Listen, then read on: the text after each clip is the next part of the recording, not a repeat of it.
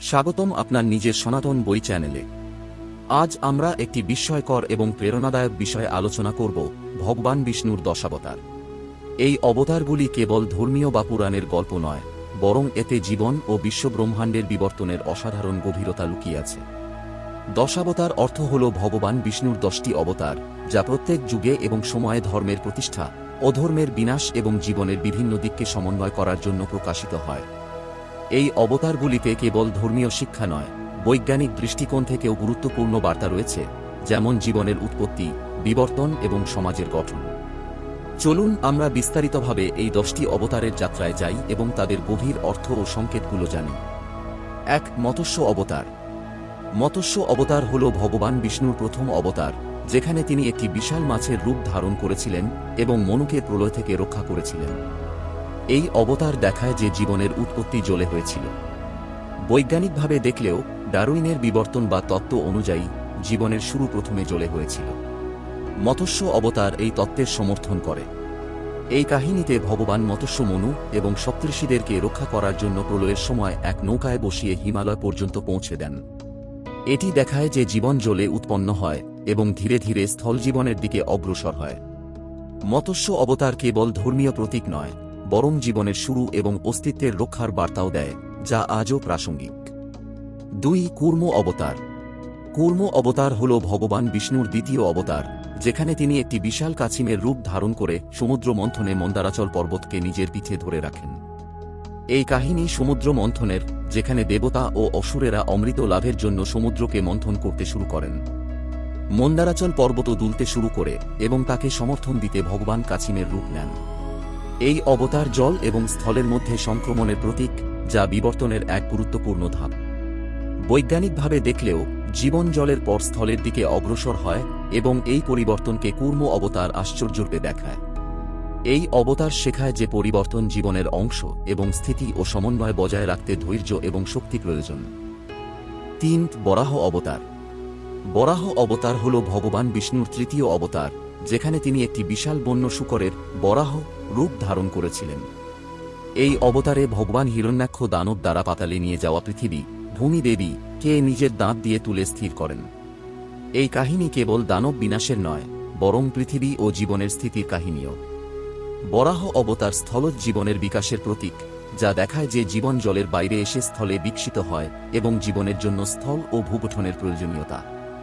এই অবতার শেখায় যে যখন জীবনে সংকট আসে, তখন শক্তি ও সাহসে তা রক্ষা করতে হবে। এছাড়াও এটি বলে যে পৃথিবী ও পরিবেশের রক্ষা আমাদের দায়িত্ব, যা আধুনিক যুগেও সমান গুরুত্বপূর্ণ। 4. নরসিংহ অবতার। নরসিংহ অবতার হল ভগবান বিষ্ণুর চতুর্থ অবতার, যেখানে তিনি অর্ধেক মানুষ এবং অর্ধেক সিংহের রূপ ধারণ করেছিলেন। এই অবতার হিরণ্যকশিপু নামক দানবের বিনাশের জন্য হয়েছিল, যে তার পুত্র প্রহ্লাদকে অত্যাচার করেছিল। নরসিংহ হিরণ্যকশিপুকে নিজের নখ দিয়ে হত্যা করেন, যা প্রমাণ করে যে অধর্মের শেষ অবধারিত। এই অবতার বিবর্তনের দিক থেকে মানুষ ও পশুর মধ্যে সংক্রমণকে দেখায়। এটি সেই সময়ের প্রতীক যখন জীবন পশু থেকে মানুষের দিকে অগ্রসর হয়। নরসিংহ অবতার শক্তি, ন্যায় এবং করুণার এক আশ্চর্য সমন্বয়।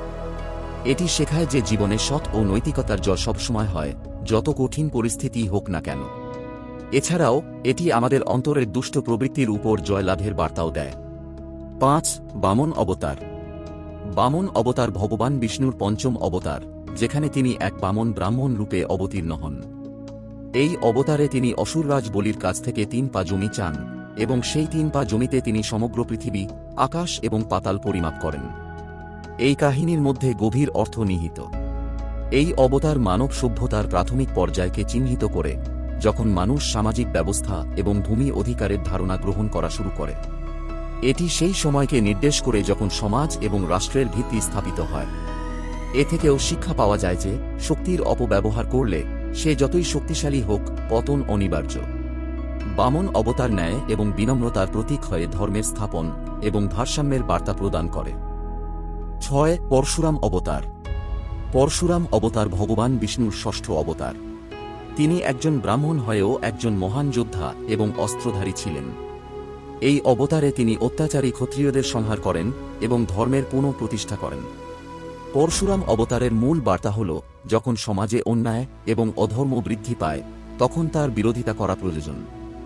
এই অবতার সামাজিক ন্যায় এবং নৈতিক মূল্যের পুনঃপ্রতিষ্ঠার প্রতীক। পরশুরামের জীবন আমাদের শেখায় যে শক্তি এবং জ্ঞানের সমন্বয়ই প্রকৃত ধর্মের স্থাপন করতে পারে। তিনি ব্রাহ্মণ হলেও যুদ্ধকৌশলে পারদর্শী ছিলেন, যা নির্দেশ করে যে জ্ঞান এবং শক্তির ভারসাম্য অপরিহার্য। পরশুরাম অবতারে ক্ষত্রিয়দের অহংকার এবং অত্যাচারের বিনাশ এবং ধর্মের পুনঃউদ্বোধন ঘটে, যা মানব সভ্যতার বিকাশের এক গুরুত্বপূর্ণ অধ্যায়। ৭ রাম অবতার। রাম অবতার ভগবান বিষ্ণুর সপ্তম অবতার, যাকে মর্যাদা পুরুষোত্তম নামে ডাকা হয়। রামের জীবন সত্য, ধর্ম এবং মর্যাদার প্রতীক। তিনি রাবণ নামক অত্যাচারী ও অহংকারী রাক্ষসকে বধ করে সীতাকে ফিরিয়ে এনে ধর্মের প্রতিষ্ঠা করেন। এই অবতার আদর্শ মানব জীবনের দৃষ্টান্ত, যেখানে রাজা হিসেবে ন্যায়পরায়ণতা, পুত্র হিসেবে আজ্ঞা পালন, স্বামী হিসেবে বিশ্বস্ততা এবং বন্ধু হিসেবে বিশ্বাসের এক অনন্য সমন্বয় বিদ্যমান। রামের চরিত্র জীবনের প্রতিটি ভূমিকায় ভারসাম্য এবং আদর্শের অনুপ্রেরণা যোগায়। তার জীবন থেকে শিক্ষা পাওয়া যায় যে সত্য এবং নৈতিকতার পথে চলা কঠিন হলেও শেষ পর্যন্ত সে বিজয়ী হয়। রাম অবতার আমাদের এক দায়িত্বশীল, চরিত্রবান এবং ধর্মনিষ্ঠ জীবনযাপনের প্রেরণা দেয়। ৮ কৃষ্ণ অবতার। কৃষ্ণ অবতার ভগবান বিষ্ণুর অষ্টম অবতার এবং তিনি প্রেম, ভক্তি, জ্ঞান এবং কূটনীতির প্রতীক হিসেবে পরিচিত। তার জীবন নানা রঙে ভরা, শৈশবের লীলাসঙ্গীত থেকে মহাভারতের যুদ্ধে অর্জুনকে গীতার উপদেশ দেওয়া পর্যন্ত। কৃষ্ণ ধর্ম, ন্যায় এবং সত্যের রক্ষার জন্য বহু কৌশল অবলম্বন করেন এবং অধর্মীদের বিনাশ করেন। গীতার উপদেশ জীবনের ভারসাম্য, কর্তব্য এবং আত্মজ্ঞান প্রয়োজনীয়তা প্রদর্শন করে। তাঁর চরিত্র নির্দেশ করে যে জীবনে শুধু শক্তি নয়, প্রেম এবং করুণাও সমান গুরুত্বপূর্ণ। কৃষ্ণের জীবন আমাদের শেখায় যে প্রতিকূল পরিস্থিতিতেও ধৈর্য এবং বিচক্ষণতার সঙ্গে কাজ করতে হবে।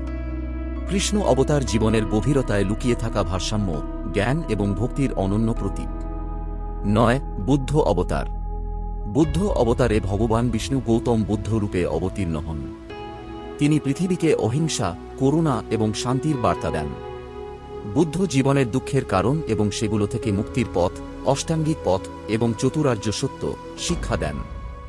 এই অবতার আত্মজ্ঞান এবং মোক্ষের পথে অনুপ্রাণিত করে। বুদ্ধের জীবন দেখায় যে ইন্দ্রিয় সুখ এবং বিত্তবৈভবের ঊর্ধ্বে প্রকৃত সুখ আত্মজ্ঞান এবং করুণায় নিহিত।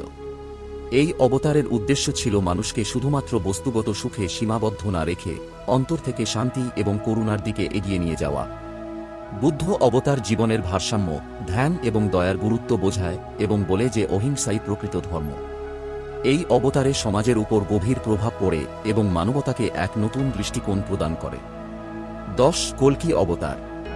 কল্কি অবতার ভগবান বিষ্ণুর দশম এবং চূড়ান্ত অবতার, যিনি ভবিষ্যতে অবতীর্ণ হবেন। বিশ্বাস করা হয় যখন পৃথিবীতে অধর্ম, অন্যায় এবং পাপ অতিমাত্রায় বৃদ্ধি পাবে, তখন কল্কি অবতার আবির্ভূত হবেন এবং ধর্মের পুনঃপ্রতিষ্ঠা করবেন। তিনি ঘোড়ার পিঠে চড়ে হাতে তলোয়ার নিয়ে আসবেন। কল্কি অবতার সময়ের চক্র এবং পুনর্জন্মের তত্ত্ব নির্দেশ করে, যা বলে যে সময় চক্রাকার এবং ধর্ম ও অধর্মের মধ্যে ভারসাম্য বজায় থাকে। এই অবতারের বার্তা হল, যখন পৃথিবীতে ভারসাম্য নষ্ট হয় এবং নৈতিকতার পতন ঘটে, তখন ঈশ্বর স্বয়ং আবির্ভূত হয়ে ধর্মের স্থাপন করেন। কল্কি অবতার আমাদের আশ্বাস দেন যে কোনো অন্যায় স্থায়ী নয় এবং শেষ পর্যন্ত ধর্মের বিজয় হয়। দশাবতার শুধুমাত্র ধর্মীয় কাহিনী নয়, বরং জীবনের এবং ব্রহ্মাণ্ডের বিকাশের গভীরতা নির্দেশ করে। প্রতিটি অবতারে এক গুরুত্বপূর্ণ বার্তা নিহিত, তা জীবনের উৎপত্তি হোক, সামাজিক ব্যবস্থার স্থাপন, ন্যায়ের পুনঃপ্রতিষ্ঠা অথবা আত্মজ্ঞান এবং মোক্ষের প্রেরণা। এই অবতারগুলিতে বৈজ্ঞানিক, সামাজিক এবং আধ্যাত্মিক সংকেত লুকিয়ে আছে, যা মানবজীবনকে ভারসাম্যপূর্ণ এবং নৈতিক রাখতে সহায়ক।